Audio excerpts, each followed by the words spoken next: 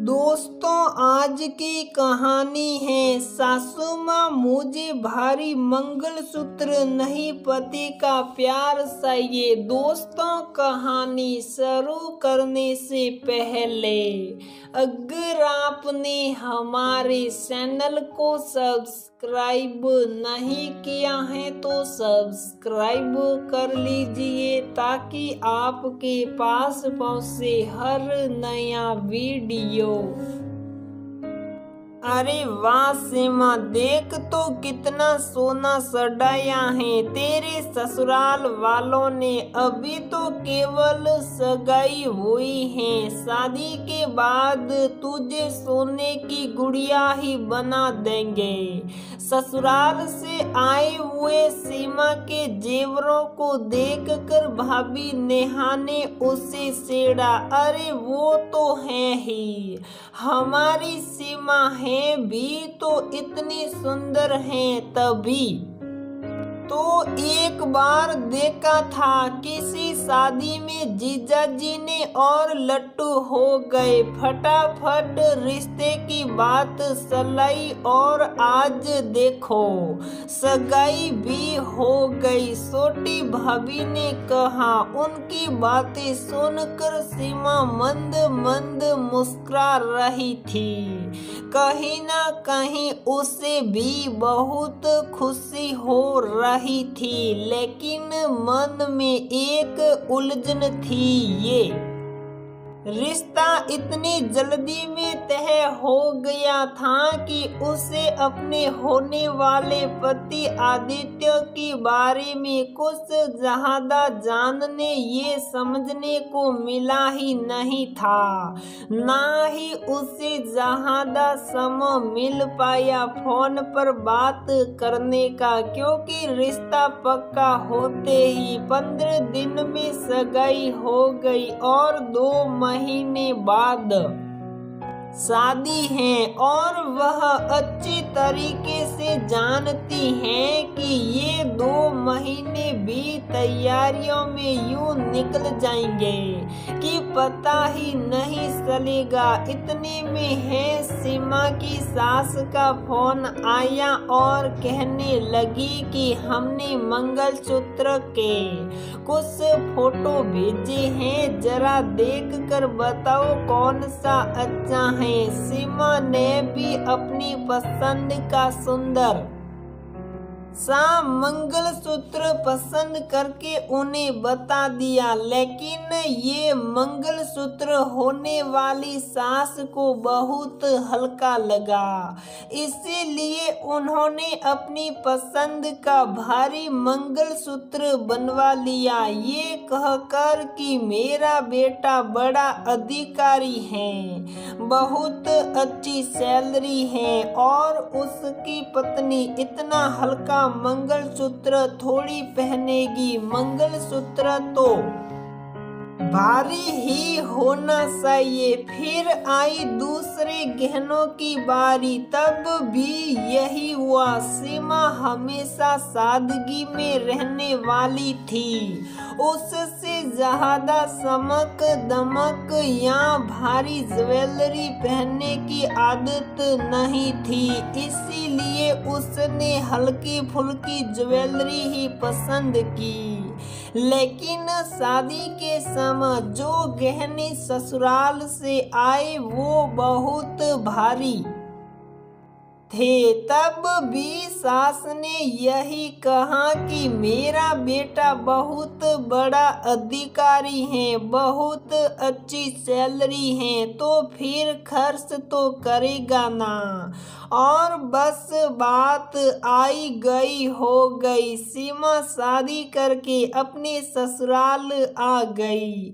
धीरे धीरे वह अपने परिवार में सामंजस्य बिठाने की कोशिश करने लगी। बाकी सब कुछ तो ठीक था, लेकिन पति आदित्य का व्यवहार उसे कुछ अजीब लगता था। देर रात घर आना, अक्सर बिजी रहना और नई नवेली पत्नी पर भी ध्यान ना देना।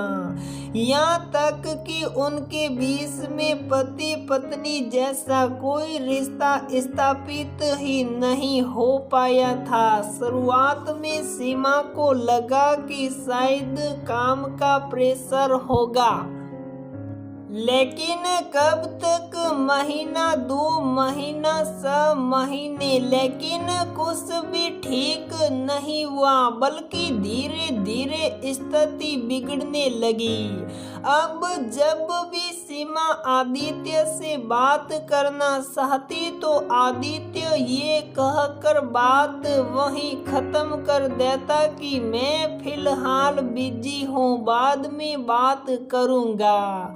सीमा उदास रहने लगी थी। उसके चेहरे पर नव विवाहित दुल्हन वाली रौनक नहीं थी। उधर दूसरी तरफ सास हर छोटी मोटी बात पर यही कहती कि मेरा बेटा बड़ा अधिकारी है, अच्छी सैलरी है, तो बिजी तो रहेगा ना। देख कितना सोना सजाया है, देख कितना भारी मंगलसूत्र पहनाया है। अब उन्हें कौन समझाए कि सीमा को भारी मंगल सूत्र नहीं, पति का साथ चाहिए था। एक दिन तो हद ही हो गई। रात के 11 बजे तक जब आदित्य घर नहीं आया तो सीमा ने सास अरुणा जी से कहा। तब अरुणा जी ने उसे फिर वही रटा रटाया डायलॉग सुना दिया कि बड़ा अधिकारी है, अच्छी सैलरी है, तो काम भी करना पड़ता है ना, इसीलिए कहीं बिजी होगा, आ जाएगा। न जाने क्यों आज ये बात सुनकर उसे बहुत गुस्सा आ रहा था। तभी डोरबेल बजी। देखा तो आदित्य ही था, लेकिन नच्चे में सुर ठीक से चल भी नहीं पा रहा था। सीमा जानती थी कि आदित्य शराब पीता है, लेकिन बिल्कुल थोड़ी सी, और वह भी कभी कभी। लेकिन आज आदित्य को इस हाल में देखकर उसके सब्र की सीमा समाप्त हो गई। वह आदित्य को पकड़कर कमरे में ले गई और वहीं पर लिटा दिया। आदित्य नशे में बड़बड़ाने लगा, यार मैंने समझाया था माँ को, फिर भी क्यों मुझे उसके साथ बांध दिया गया है। मुझे वो सीमा पसंद नहीं, मुझे कोई लड़की, कोई भी लड़की पसंद नहीं, मुझे तो तेरा साथ चाहिए। रोहन तू दे दे मेरा साथ, नहीं मानना है समाज को तो नहीं माने, तू मेरा साथ देगा ना रोहन। ये सुनने के बाद सीमा को सब समझ में आ गया कि आखिर क्यों आदित्य उससे हमेशा दूर दूर रहता था और क्यों वह उससे बात भी करना जरूरी नहीं समझता था। अब तो सीमा को बहुत गुस्सा आ रहा था। उसके गले में पड़ा हुआ भारी मंगलसूत्र आज उससे गले में पड़े हुए सांप के बराबर लग रहा था, जो उसे डसने को तैयार खड़ा था। तभी उसने आदित्य को जोर से जोड़ दिया और गुस्से में पानी का पूरा गिलास उसके मुंह पर उड़ेल दिया। एक ही मिनट में आदित्य का सारा नशा उतर गया और उसने गुस्से में सीमा पर हाथ उठा दिया, लेकिन सीमा ने उसका हाथ पकड़ लिया और उसे एक जोरदार धक्का देकर कमरे से बाहर आ गई। दरवाजे की ओट में सिप कर सास अरुणा जी सब कुछ देख और सुन रही थी और ये बात सीमा भी जानती थी, इसीलिए कमरे से बाहर आते ही सबसे पहले उसने अरुणा जी को आड़े हाथों लिया। क्यों मम्मी जी, आप जानती थी ना कि आपके बेटे का सच क्या है, तो फिर आपने क्यों करवाई मेरी शादी उससे?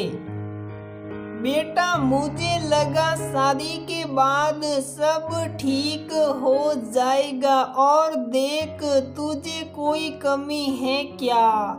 सब कुछ तो है तेरे पास, गाड़ी बंगला पैसे जेवर सब कुछ तो है।